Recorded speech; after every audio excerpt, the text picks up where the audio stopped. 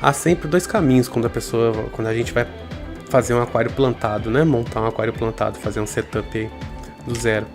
A gente pode optar por comprar toda a flora que a gente vai utilizar, toda a flora, é possível. E havendo recurso financeiro para isso, até é interessante, viu?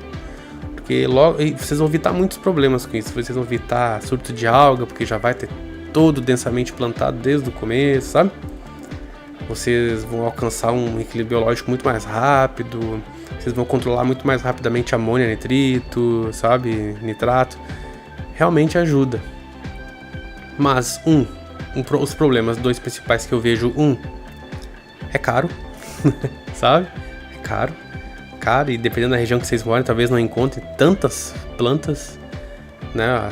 Por exemplo, não havia tantas liminófilas ali fora, tantas rotalas pepink, não havia onde eu fui comprar aqui em João Pessoa. Talvez não haja onde vocês morem também, a não ser que morem num grande centro, né? Em São Paulo, no Rio, numa BH da vida aí, né? E um outro problema de encher o aquário logo de cara de planta, que eu vejo, não chega a ser um problema, mas vocês perdem a experiência. Porque vocês vão imaginar, eu imaginei de uma forma esse plantado e tô alterando daqui, alterando dali. Dá pra fazer esse manejo porque eu ainda tô propagando as plantas, elas estão multiplicando, sabe? O cenário tá sendo preenchido semana após semana. Mais ou menos, essa foi a primeira mexida. Daí em diante eu calculo que mais umas 2 semanas para outra mexida, sabe? Então é rápido, eu enxergo de forma rápida.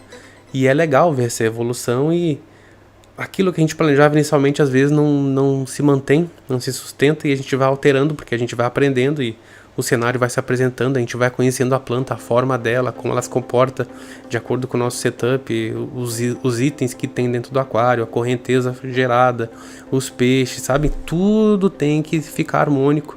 E aí eu acho que é uma perda de montar tudo desde o começo, muito densamente plantado, porque fica mais difícil de voltar atrás, de mudar, sabe? É a diferença de como se você fosse morar num apartamento, e um apartamento mobiliado, todo prontinho já, que luxo, que maravilha, né? Só chegar e morar. Ou chegar com ele vazio e montar ele, item por item, coisa por coisa. As duas abordagens têm suas vantagens e desvantagens, mas concordam que montar coisinha por coisinha é legal? Vocês vão aprendendo e pesquisando e tal, e cada coisa fica especial e vai sendo modificada de acordo com as situações que vão se apresentando. É bacana.